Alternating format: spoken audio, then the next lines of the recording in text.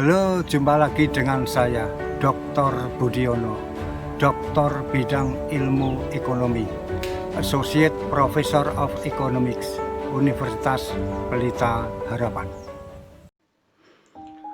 Kali ini saya akan menjelaskan chapter 5 mengenai efisiensi dan equity. Ada baiknya pertama-tama kita akan mengetahui tujuan pembelajaran di dalam chapter ini. Yang pertama, kita akan menggambarkan atau mendeskripsikan metode alternatif di dalam mengalokasikan sumber-sumber ekonomi yang terbatas.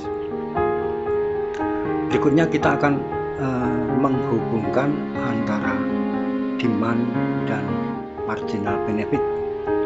Selanjutnya kita akan mendefinisikan consumer surplus atau surplus konsumen, dan berikutnya adalah kita akan menjelaskan keterhubungan antara supply dan marginal cost, dan selanjutnya kita akan mendefinisikan surplus produsen.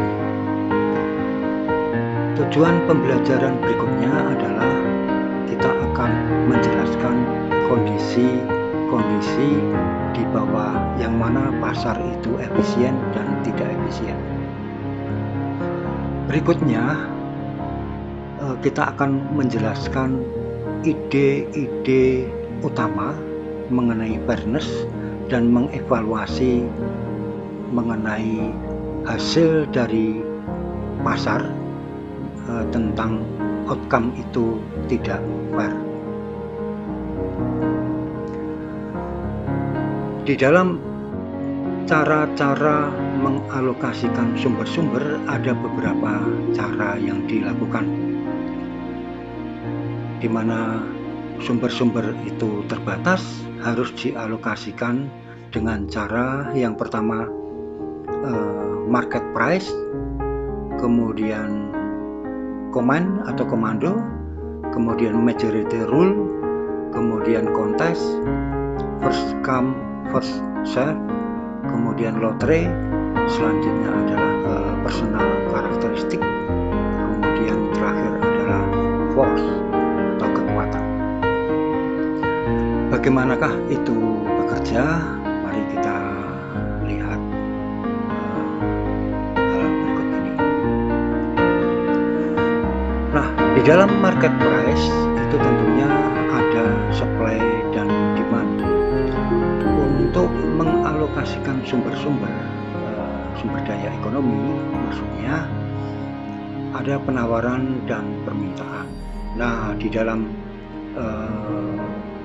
mekanisme pasar, interaksi antara supply dan demand, maka dengan demikian hasil akhirnya adalah harga keseimbangan, di mana harga keseimbangan sudah otomatis ada kuantitas keseimbangannya juga. Nah, disitulah penyelesaian alokasi sumber-sumber ekonomi dapat diselesaikan di pasar. Kemudian adalah dengan sistem komando, di mana otoritas negara melakukan suatu tindakan atau action untuk mengalokasikan sumber-sumber daya ekonomi. Berikutnya adalah dengan majority rule, yaitu dengan aturan-aturan di dalam mengalokasikan di mana mayoritas itu memiliki hak untuk memilih cara yang dilakukan. Kemudian dengan cara kontes. Kontes artinya bahwa masing-masing pihak yang akan memperoleh alokasi sumber-sumber ekonomi, dia harus memiliki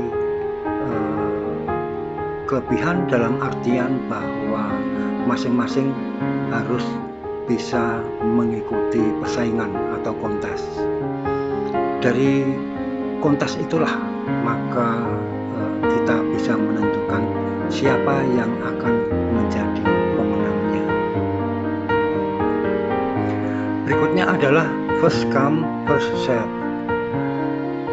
Yang pertama kali datang dialah yang dilayani, yang terakhir datang dialah yang dilayani terakhir. Kemudian sistem lotre kita udah tahu sendiri bahwasannya di dalam sistem lotre kita tidak bisa menebak siapa dan seterusnya. Jadi berdasarkan suatu keberuntungan, suatu kartu atau semacamnya itu diundi. Berikutnya adalah dengan personal karakteristik. Jadi karakteristik individu itu yang menjadi syarat pokok di dalam mengalokasikan sumber-sumber ekonomi. Kalau seorang individu memenuhi karakteristik tersebut, maka dengan demikian dia punya hak untuk memperoleh alokasi sumber-sumber ekonomi. Kemudian berikutnya adalah dengan kekuatan. Kekuatan atau force itu memainkan peran di dalam mengalokasikan sumber-sumber ekonomi. Contohnya adalah dengan adanya perang, di mana si pemenang perang dia punya hak mengalokasikan sumber-sumber ekonomi. Nah, berikutnya kita akan mempelajari benefit, cost, and surplus. Jadi ada demand atau kurva demand, willingness to pay, dan value.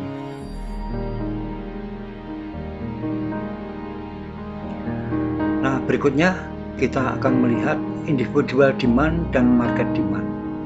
Individual demand itu adalah permintaan individu, kemudian market demand itu adalah kumpulan permintaan dari masing-masing individu. Kalau kita gambarkan berikut ini, ada permintaan oleh Lisa, ya, permintaan individu, kemudian permintaan oleh Nick, ya. Nah, kemudian kita akan menurunkan market demand. Jadi ada dua agent ekonomi, yaitu Lisa dan Nick. Di dalam menurunkan market demand, kita menjumlahkan secara horizontal. Maka kita temukan yang namanya penjumlahan secara horizontal. Di sini katakanlah Lisa permintaannya adalah 30, kemudian Nick adalah 10, maka totalnya di dalam pasar adalah 40. Oleh karena itu, dengan menjumlahkan secara horizontal kita bisa memperoleh kurva permintaan pasar seperti ini. Kemudian kita akan mengetahui apa sih consumer surplus. Surplus konsumen adalah kelebihan daripada benefit yang diperoleh, dari suatu barang atas sejumlah yang dia telah bayarkan terhadap produk itu atau barang itu. Nah, kita bisa lihat melalui gambar berikut ini. Ini ada surplus konsumen punya Lisa, yaitu dia ada di bawah kurva permintaannya. Kemudian consumer surplus oleh si Nick, dengan berdasarkan kurva permintaan pasar kita bisa menurunkan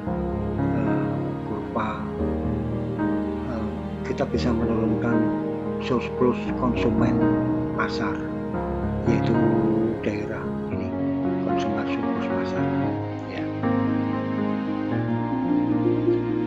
Kita lanjutkan.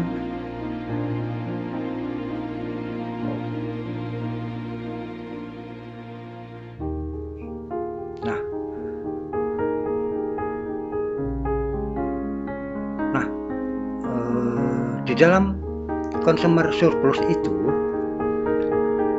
di mana harga sebesar $1, berarti consumer surplusnya adalah sepanjang segitiga ini, consumer surplus pasar.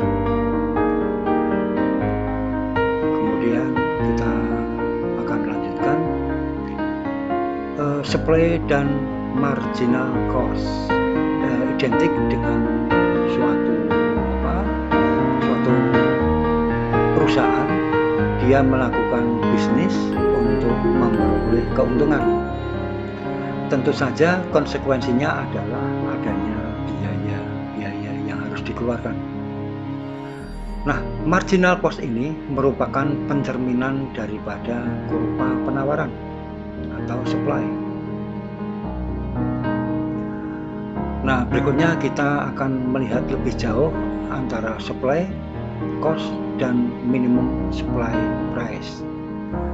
Di dalam kurva penawaran, harga yang terbentuk di situ merupakan harga minimum yang ditawarkan. Nah, kita akan menurunkan kurva penawaran pasar dari kurva individual. Nah, katakanlah ada produsen yang pertama bernama Maria, kemudian yang kedua bernama Mark. Masing-masing memiliki kurva individual. Si Maria punya kurva individual seperti ini, kemudian si Mark punya kurva individual seperti ini. Sama dengan kita menjumlahkan secara horizontal, maka kita bisa memperoleh namanya kurva penawaran pasar, yaitu total dari kurva penawaran individual. Nah, kita akan mengetahui surplus produsen. Surplus produsen itu ada di mana saja, yaitu kita bisa peroleh seperti ini. Katakanlah harga adalah 15 di sini, maka kita bisa mengetahui besarnya consumer surplus adalah segitiga ini. Ini segitiga yang menjelaskan surplus konsumen yang dimiliki oleh Maria. Nah, berikutnya adalah surplus konsumen yang dimiliki oleh Mark. Kemudian dengan kita menurunkan kurva penawaran pasar, maka dengan demikian kita bisa memperoleh surplus produsen. Kita lanjutkan. Nah, ini bentuk daripada penjumlahan daripada masing-masing surplus produsen, yaitu surplus produsen pasar. Nah, kemudian ketika produsen itu berproduksi, itu ada kalanya kita harus memikirkan masalah efisiensi. Nah kita lihat kurva supply, yaitu ini S sama dengan MST. S itu supply, MST itu marginal social cost. Kemudian kurva permintaan atau marginal social benefit di sini. Nah, apabila keseimbangan, jadi jumlah yang diproduksi itu jumlahnya berada di kurang daripada kuantitas keseimbangan, yaitu kalau kuantitas keseimbangannya adalah sebesar 10, katakanlah berproduksi sebesar 5 misalnya, maka dinyatakan bahwa marginal social benefit lebih besar daripada marginal social cost. Jadi berproduksi di bawah kuantitas keseimbangan.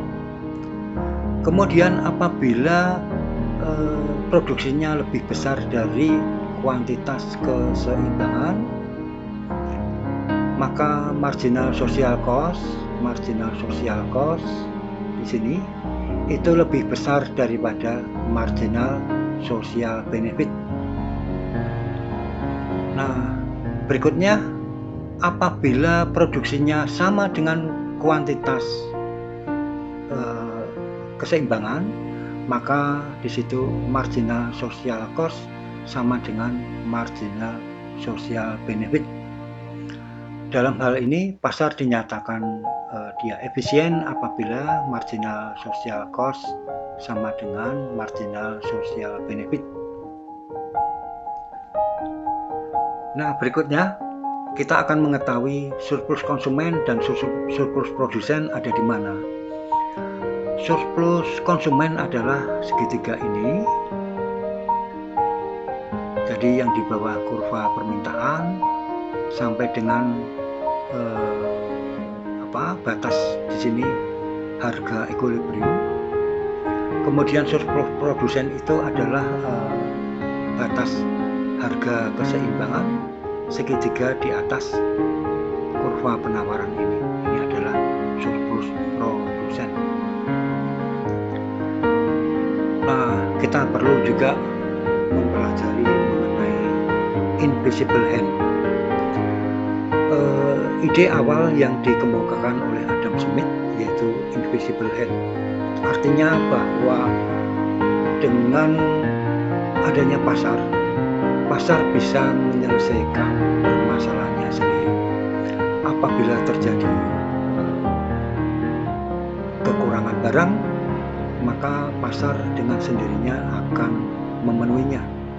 Apabila terjadi kelebihan barang atau kelebihan produksi, maka pasar bisa menyelesaikannya dengan pengurangan produksi dan sebaliknya. Kemudian tidak kalah dengan masalah pasar, bagaimanapun suatu pasar ada kelemahannya. Pasar punya namanya yang kita katakan dengan market value. Kegagalan pasar itu bisa saja terjadi, dia muncul, itu akan mengakibatkan pasar itu berlangsung secara tidak efisien, jadi hasil keluarnya tidak efisien. Kegagalan pasar dapat terjadi karena terlalu sedikit yang diproduksi atau terlalu banyak yang diproduksi. Tentu kalau gagal tidak efisien.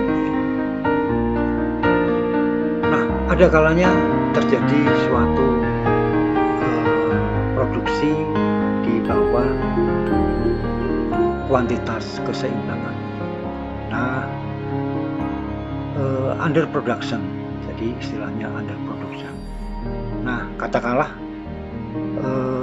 di sini kita lihat kuantitas keseimbangannya adalah sebesar 10, harga keseimbangannya adalah 15. Nah, katakanlah dia berproduksi hanya sebesar 5, maka dengan demikian terjadi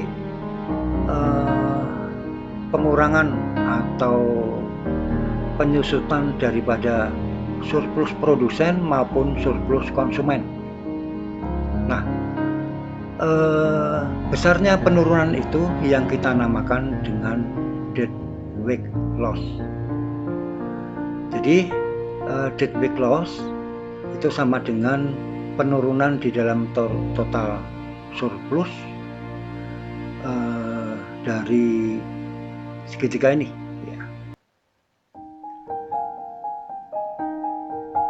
Dan kerugian itu merupakan social loss, social loss. Nah, kita akan lanjutkan.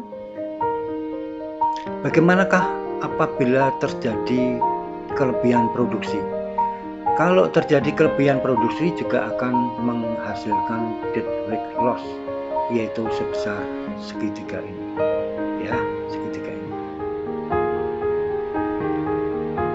Nah,